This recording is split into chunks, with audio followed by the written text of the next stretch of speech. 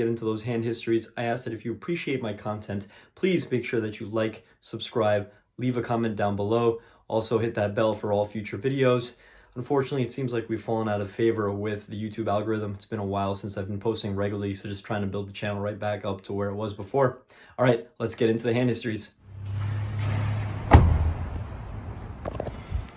What's up, YouTube? Just got to the casino. Gonna put in a quick session. Gotta go to Costco, then get to hand history editing. Gotta put out a lot of videos, so good luck to us. Hopefully we run good and we can get some whole card footage. Alright, so just like the last video, I unfortunately didn't have a chance to start recording this hand until we were midway through it, so let me catch you guys up on the action. Once I arrive at the casino, they had just started a new 3-5 game, so this hand takes place within the first orbit. It folds to me on the button, I look down at King 4 of clubs, obviously a pretty standard open for me. I open to $20. The small blind folds, and now the big blind 3-bets to 65 fairly quickly.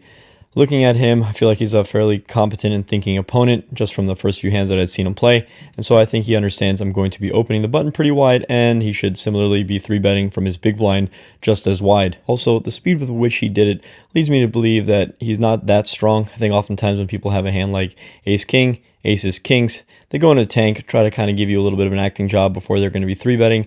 And so I think that it's more likely that he has some middling pocket pairs, some suited connectors, hands that he wants to play, but realizes that he should just be 3-betting. So I think we have two options. Obviously, we can just call, play a pot in position, or we could take the more aggressive route, 4-bet, take control of the hand, hope that either he folds or that we end up being able to use our range advantage post flop and outplay him. Oftentimes in the past, I would just call in these situations where I thought someone was weak, and I ended up getting myself into some particularly tricky spots post flop where people don't really think that you have that great of a hand because you obviously didn't 4-bet and then end up calling you down particularly light. I think this hand is suited well for a 4-bet because we do block some of the stronger continuing hands from our opponents such as ace king and pocket kings, and it does have some playability post flop as it is suited. Also, if he ends up 5-betting us, obviously it's an easy fold as we are at the bottom of our range. I make it $220, and now he calls fairly quickly. I think when he calls this quickly, we can discount the strongest parts of his range, such as aces and kings. I think he's going to have hands like pocket queens, pocket jacks, maybe 10s and 9s, as well as hands like ace queen suited, maybe even ace jack suited. We end up going heads up to a flop, which comes king, king, jack with 2 hearts. It's at this point that I realize, whoops, I should be recording for the vlog. Obviously, this is something I should be much more accustomed to and prepared for if I know that I'm going to be recording a vlog, as it looks really silly if I need to suddenly pull out my phone, position it in the middle of a hand, especially a 4-bet bot. And obviously, if anybody also knows that I'm recording for the vlog, it's just going to be much more indicative that I've got, a particularly strong hand. So at this point, I'm trying to decide what I should be doing post-flop, as well as trying to get into the camera setting on my phone. And it's really difficult to be making good decisions, so obviously that's just a mistake that I need to fix going forward. So now I'm trying to make a good decision while trying to fiddle with my phone, and I come to the conclusion that this is obviously just going to be a board that's going to be smacking my range significantly better. I will have the range advantage, as I'm going to have the hands like aces, pocket kings, ace king, and pocket jacks. I feel like if I do bet here, it's going to be very hard for him to continue unless he has me beat. Obviously, if he has ace king, some hands like king queen, or pocket jacks himself.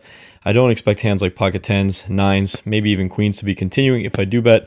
Maybe if I bet particularly small, we can get 1 bet out of him to continue. Also, obviously, if he has a hand such as ace queen suited, ace 10 suited, then those hands will be continuing if they flop the nut flush draw, but I think that makes up a pretty small portion of his range. I think that by checking back the flop, I'm going to look like this is a board that I'm scared of, perhaps even capping my range, and thus allow him to continue on the turn with some of his weaker holdings if he decides to now turn his hand into a bluff.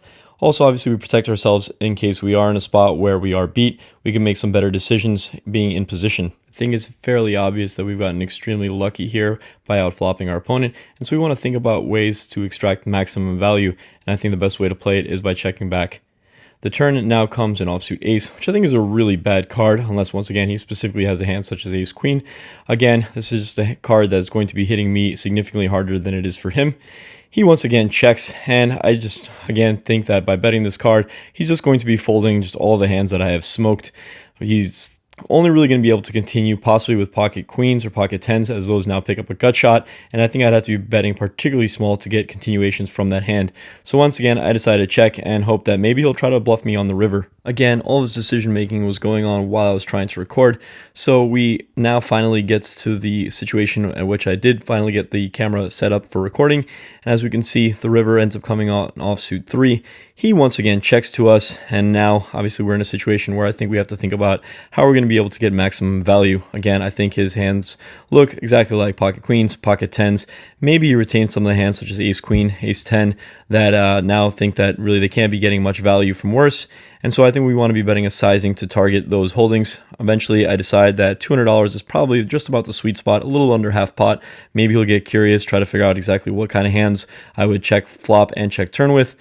He ends up calling fairly quickly. Obviously, I take my hand, and it is good.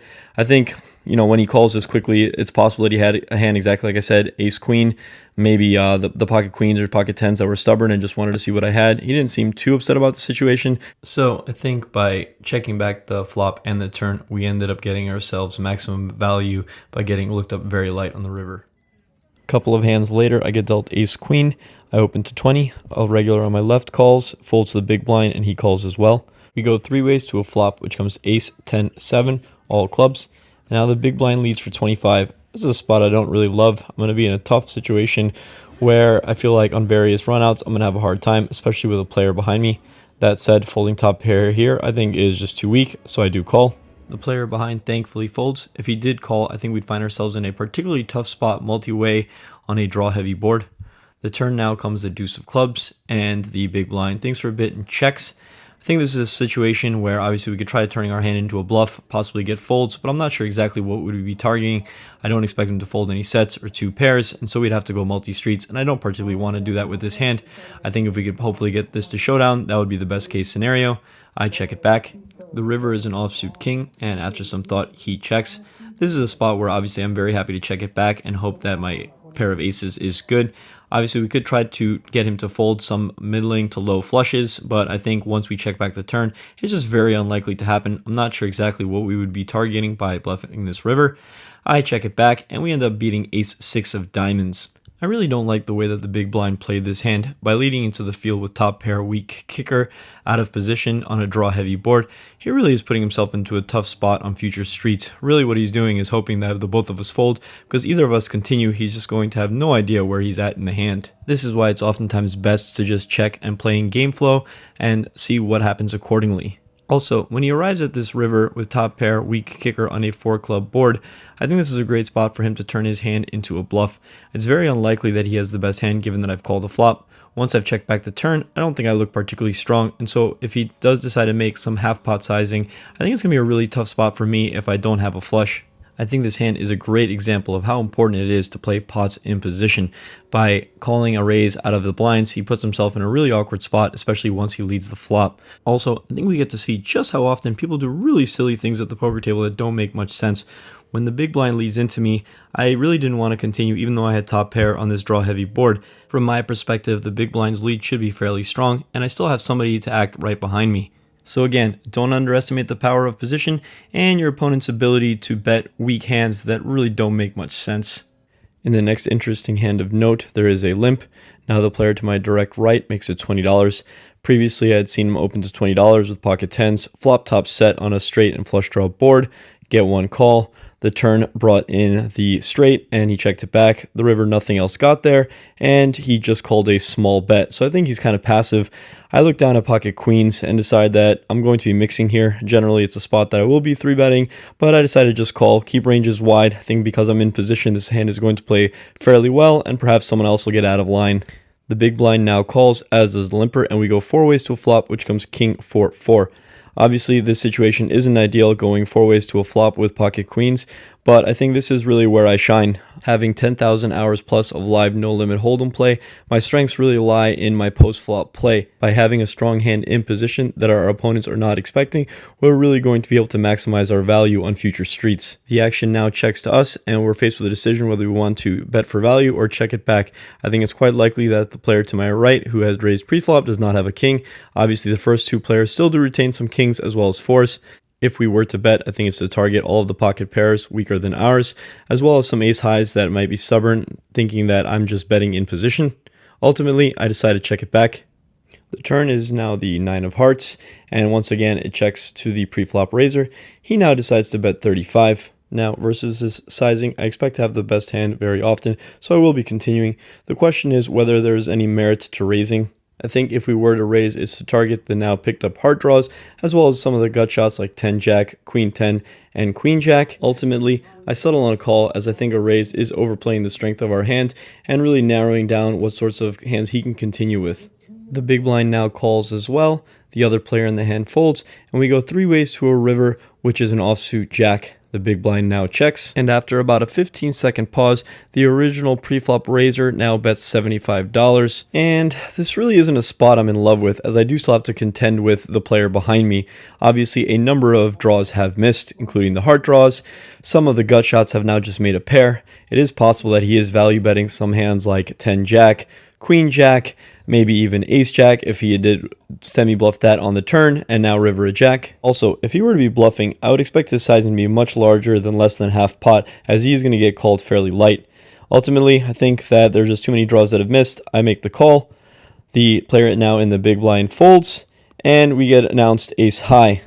I show my hand, and we take down the pot. So, on the surface, this spot might seem pretty trivial, but I think there's actually a lot we can learn from this hand. The first is the importance of pot odds. When you bet 75 into this $180 pot, I'm getting nearly 3.5 to 1 on the river, which means I only have to be right about 22% of the time for this call to be profitable. Do I expect that I'm going to lose this hand some percentage of the time? Yes, of course. Perhaps the player behind overcalls with a king, or maybe one of them has some slow-played monster, but I don't think that's happening 80% of the time. The second, and what I think is more important thing to think about, is the story that our opponent is telling. After he checks the flop, I'm not really sure how many hands he's representing.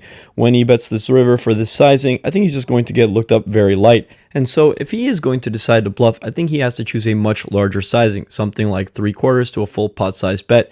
If he did go larger, I'd have a much tougher time making the call with an opponent still yet to act. The problem with using value bet sizings as a bluff is that they're exactly that, and why they function so well as value bets, people just call them way too often. For the final interesting hand of note, it happened so quickly that I wasn't able to record any of it, so we're going to just do an exit walk-off. I wake up to ace-king under the gun. There is a $5 post, so I raise to 25 instead of my usual 20. And now the player to my immediate left, who is a reg, snap makes it 110. It folds back to me, and I pretty much instantly fold. When I fold, I put my cards under his, tell him to check it out, and ask him, that must have been a pretty good PLO hand, to which he responds, actually, it would have been a bad PLO hand, which leads me to believe that he did in fact have aces or kings. Now, we do have some history with each other, so I think it is possible that he did it light, but I really don't think that's the case. The quickness with which he did it leads me to believe that he didn't have much of a decision, so he probably has something like queens plus. Also, his sizing is fairly large. I think that his mistake here was going that large against an under-the-gun open. My range should be strong, and so his 3-betting range should be that much stronger. I think he should have probably sized down to something more like 75 to 90, and then he's much more likely to get a call. At the end of the day, I actually feel really good about the fold, and that ends up wrapping up our session as we call it quits shortly thereafter. All right, so we got him for $621. Quick session. Got to go to Costco, as well as edit the recent video. Given how many videos I plan on putting out, there's not much time. So it was a nice little hit and run. And, you know, hopefully we can keep banging these out. It feels good to put in some reps. All right, see you in the next video.